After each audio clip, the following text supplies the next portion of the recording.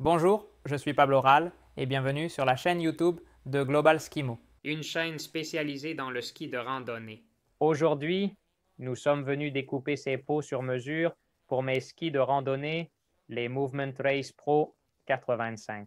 Et je veux vous montrer dans cette vidéo étape par étape. Car bien qu'il y ait des tutoriels sur Internet, beaucoup sont dans une autre langue. Et ça va très vite. Et ils ne s'arrêtent pas aux petits détails que je pense qu'il faut prendre en compte. De plus, c'était quelque chose que vous m'avez beaucoup demandé, alors je vous l'apporte enfin.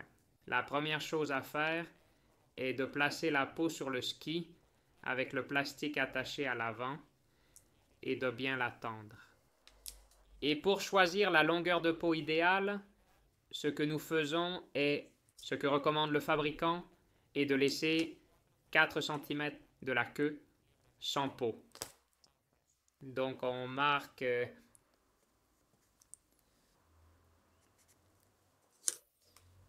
et l'autre point clé est la zone de contact du ski. Donc on regarde bien où. Nous la marquons des deux côtés.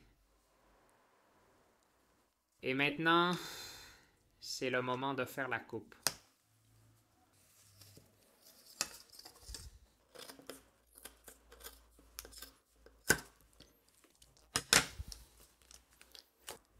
Et maintenant, cette pièce qui est l'attelage arrière doit être placée au centre. À l'arrière, nous mesurons alors 11 cm au milieu, 5,5 et on marque à nouveau pour faire une coupe en diagonale.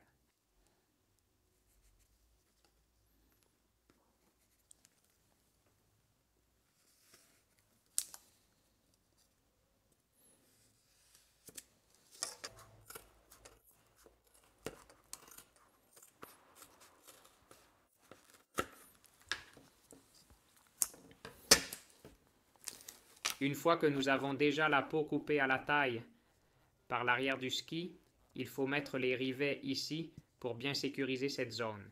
Comme vous pouvez le voir, le rivet a deux parties, le mâle et la femelle. Cette face arrondie est celle qui va glisser sur la neige. C'est celle qui ira dans la zone des cheveux et l'autre de l'autre côté. Pour mettre les rivets, la première chose à faire est de percer la peau. Dans les endroits où il y a déjà une marque d'attelage arrière, alors soit avec un outil de marquage qui a une marque ou avec un emporte-pièce. Nous marquons au même endroit où j'ai marqué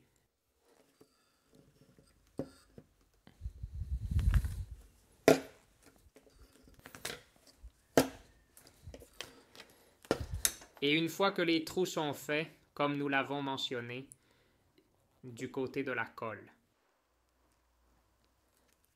Le rivet mâle et par la partie du cheveu, la femelle. Et maintenant, avec un marteau,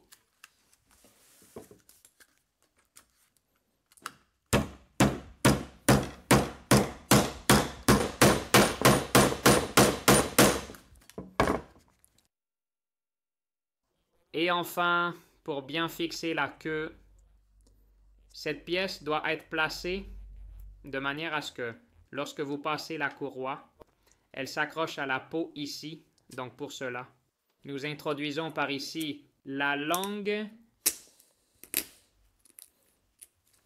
et il devrait sortir par là. Ensuite, avec le ski, nous ajusterons ça plus tard. Et une fois que nous avons terminé la partie arrière, nous enlèverons le plastique et nous collerons la peau à la semelle de nos pieds.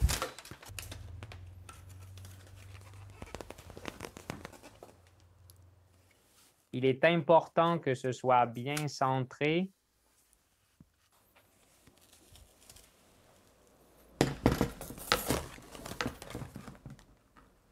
Pour vérifier qu'il est bien centré, retournez le ski et assurez-vous que l'excédent de peau d'un côté soit similaire à celui de l'autre. À l'arrière, nous devons amener le crochet jusqu'à la queue de manière à ce qu'il clique ici. Et pour le tendre, nous tirerons ici jusqu'à ce que la peau soit tendue. Et maintenant, avec cette lame, on coupe les peaux qu'il faut normalement ajuster fermement, avec détermination. Et on continue en accompagnant avec la lame posée sur le bord pendant tout le ski. Il est important d'être bien appuyé contre le sol, d'être dans une position stable. Et nous avons commencé à couper.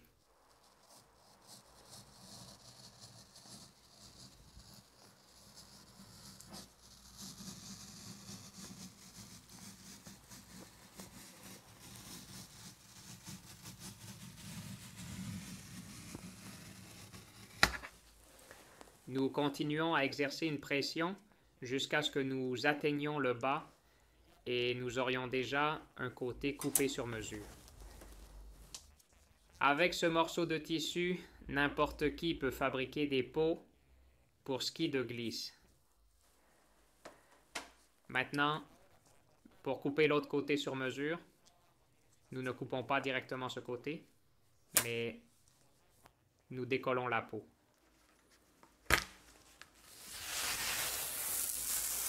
Et on le colle en laissant le double d'espace que le champ, c'est-à-dire nous laisserions le champ libre et de la même largeur que le champ.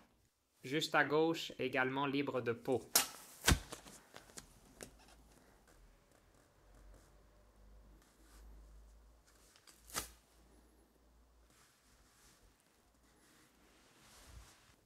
Et encore une fois, nous reprenons la coupe. Il est important d'être fluide et continu.